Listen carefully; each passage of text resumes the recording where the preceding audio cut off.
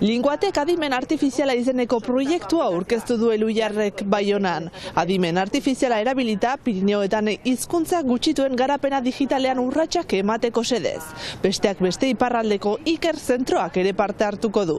Arratsaldeon ikusentzuleok, aipaturiko gaiaz gain gaurko saioan Suti Gazte mugimenduko kideekin egongo gara, txosten bat zabaldu dutelako euskal gazteriak bizi dituen problematikak identifikatu eta proposamen zehatzak eginez. Ongi etorri iparraldearen orenera.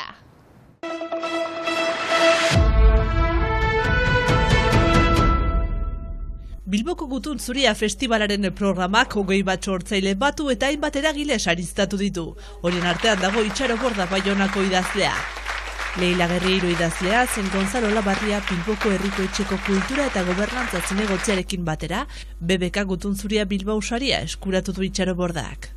Saria eskertu eta aitorpena jasotzea ohorea dela aipatu du idazleak.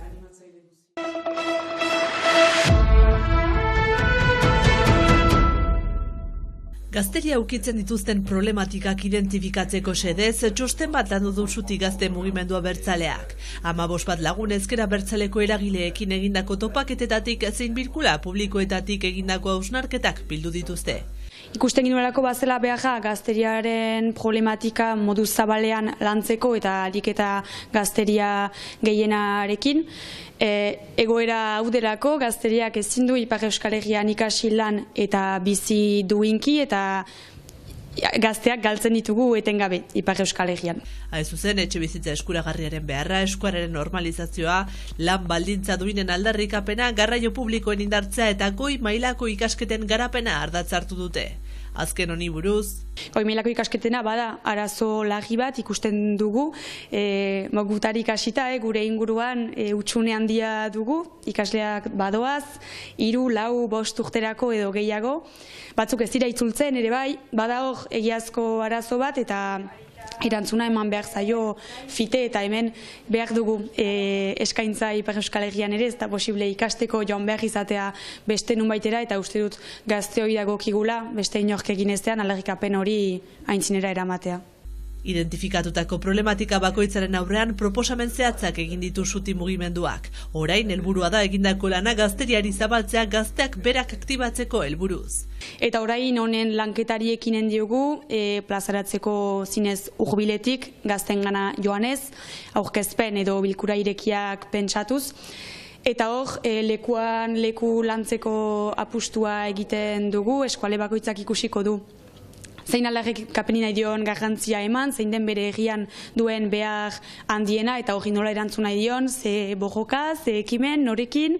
Gazteez gain eragile politikoen gana ere joan nahi dute ahaztu gabe heldu den urtean iraganen denen herriko hauteskundeak. Maila oroko jago batean bai, joanen girela seinalatzera unen erantzuleak eta gure eskaerak plazaratzera eta begi bistan dugu nola ez 2026ko herri hauteskundeen itzordua, elkargoarena ere bai, eta hor ere baliatuko dugu tresna bezala joateko eskaerak egitera, uste dugulako programak egiterakoan ere aintzat hartu beharko dituztela gazteon eskakizunak, eta ordua iristerakoan hori ere ekinen diogu.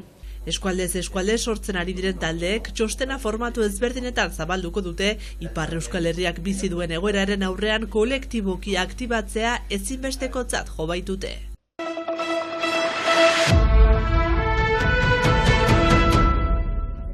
Linguatek adimen artifiziala proiektua aurkeztu du Elhuyarrek hizkuntza eredu sortzaile berriak aplikatuz aurrera pausoak emateko euskararen, aragoieraren, katalanaren eta okzitanieraren digitalizazio eta adimen artifizialean. Mugaz gaindiko azpiegitura linguistikoak sortuz. Helburua eleaniztasuna bultzatzea lurraldeen arteko muga linguistikoak hautsiz. Linguatek IA proiektuan egingo duguna elkarlana sustatu, hizkuntza gutxiagotuekin lan egin eta saiatuko gara muga linguistiko hori edo eleaniztasuna sustatuz muga linguistikoak murriztu. Testuak ahoz gora entzuteko aukera emango duten teknologia garatzeko edo ahots bidez komunikatzeko eta hori testura pasatzeko. Adibidez nik euskaraz hitz egiten dudan bitartean beste norbaitek irakur dezala testu hori okzitanoz, adibidez, eta landuko ditugun hizkuntzak mugakoak direnez, iruditzen zaigu horrek, elkarlanerako nahiko arrazoi ematen digula. Adimen artifizialeko ikerketa eta garapena baliabide gutxi dituzten Pirinioetako hizkuntzetarako baliatzea da xedea. Hainbat hizkuntza bikoterako itzultzaileak sortuko ditugu. Batzuk badaude dagoeneko, hobetu egingo ditugu, eta beste batzuk sortu egingo ditugu. Eta partzuergoko sozio ezberdinen artean banatuta dago lana, bakoitza bere hizkuntzatik egin dezan lan hori, ez? Bakoitzak daki bere hizkuntzaz, eta adibidez, aranesaren inguruan ari dira orain itzultzaile automatiko bat garatzen, okzitanoak ari dira beste bi dialektorako lanean, gaskoia eta languedociera, horrela ari gara, bakoitza bere esparruan, baina gero nolabait elkartuko dugu guztia plataforma batean, webgune batean, eta saiatuko gara gizarteari dena modu bateratuan eskaintzen. Hizkuntza eredu handiak, hau da adimen artifizialeko hizkuntza sistemak askotan ez dute tokiko ezagutza, kasu honetan Euskal Herriko ezagutza egokia eta ondorioz euskal kulturara egokitzeko beharra dagoela diote, horregatik horrelako proiektuek ezinbesteko garrantzia dute. Adimen artifizial batzuk badakite euskaraz. Eta badaude sistemak, baina gu jarraitu behar dugu horiek hobetzen da ezin dugu atzean gelditu. Orduan iruditzen dit oso garrantzitsua dela halako elkarlaneko proiektuak, eta batez ere esperientzia pila bat partekatzen ditugulako, eta bakoitzak beretik bizi dulako, eta oso garrantzitsua da geuk gero estrategiak definitu ahal izatea. Eta horretan ari gara linguateken. Iparraldeko euskara ere kontuan hartuko da proiektuan eta Baionako Iker Zentroak ere hartuko du parte. Izan litzezke ahotsezko datuak, grabaketak izan litzezke idatzizko datuak, eta horrek denak elikatzen du horrelako proiektu baterako behar dena. Azkenean, hizkuntza gutxituak izanik, behar dena da alden informazio guztia ematea. Hegoaldean horrelako informazioa ziurrenik errezago lortu liteke, iparraldean, ez da hain erresa horrelako gauzak lortzea, eta orduan Ikerrek egiten duen edo egingo duen ekarpena horixe da, ez? Datu base hauek proiektuaren eskutan utzi, jarri eta proiektuak horiek erabilitzen iparraldeko euskera eta neurri batean euskerak horre egon litezken. 3 urteko proiektua da hau eta sortzen diren baliabideak webgunean eskuragai jartzea da helburua, ikerlari, erakunde eta gizartearentzat baliagarri izan daitezen.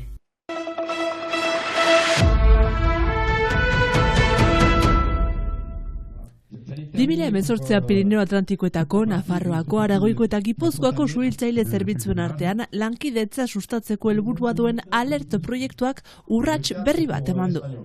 Egitasmoaren segida irudikatzen duen Alert PIR proiektuaren baitan, Irun eta Hendaiako suhiltzaileen kasernak senidetuko dituzte, Txingudi Bidasua eremuko herritarrei larrialdietarako zerbitzu hobea eskaintzeko. Senidetze horren garrantzia azpimarratu dute tokiko hautetsiek.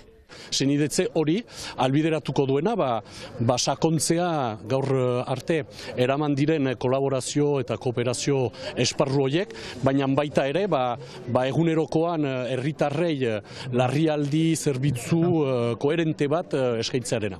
Ezinbestekoa da lankidetza horretan aurre egitea, kooperazioa, lana elkarrekin egitea ikasi egin behar da, bakoitzak bere egiteko modua dauzka, baina horiek bateratzen joan behar dugu, eta pixkat hori da, ez? Alerte pirre berak ere lurraren ezagutza, kartografiako lanak, gero baita ere aldaketa klimatikoa iritsi zaigu, ondorioak ikusten ari gera, eta guzti horren aurrean uste dut larrialdi arloan ere elkarlana ezinbestekoa dela, herritarrei ahalik eta zerbitzu seguruena eta onena eta azkarrena eman ahal izateko. Larrialdiek mugarik ezagutzen ez badute ere, egunerokotasunean araudi ezberdineko zopoak eragiten dituzte. Muga horrek, gure, ni hemen Irun arra naiz, eta gure egunerokotasunean, ia ez du ezer esan nahi, muga horrek, ez eren alde batea eta bestera ibiltzen gera, baina larrialdiak direnean, Irunen eta Hendaian dauzkagun suhiltzailetxeak, ezin dute elkarlanik egin, eta zeratik dauden oztopoak, normalean, legalak eta administratiboa dira, azkenan bi estatu desberdin dira, estatu bakoitza bere antolakuntza administratiboa dauka, eta horre zailtasunak ekartzen ditu. Orduan, azken Europar proiektuen bitartez, elkarlanerako proiektu horien bitartez, hasi gara jadarmatzago 4 urte lanean, beste proiektu bat gauzatu da orain, eta hoiei esker lanean hasi gera, elkarlanean hasi gera, eta ematen du gauzatzen ari direla pausoak, elkarlan hori eguneroko larrialdietara pixkat pauso hori eman alizateko, eta hau da beste pauso txiki bat alde hortan. Irun eta Hendaiako kaserren arteko lankidetza irailean izenpetuko dute elkarlana sustatzeko modu egituratuago batean.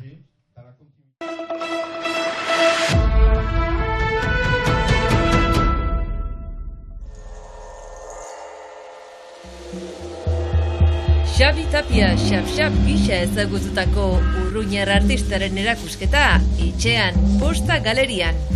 Hiperrealistak diren lanekin zuri beltzeko unibertsoan murgiltzen gaitu.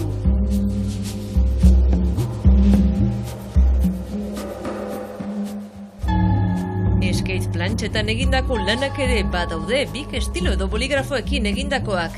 Prozesu guztia ongi ulertzeko bideo bat ere prestatu du. Martxoaren 21 arte ikusgai. Gaurkoan xap-xabekin gure agurra ikusentzuleok, bihar arte.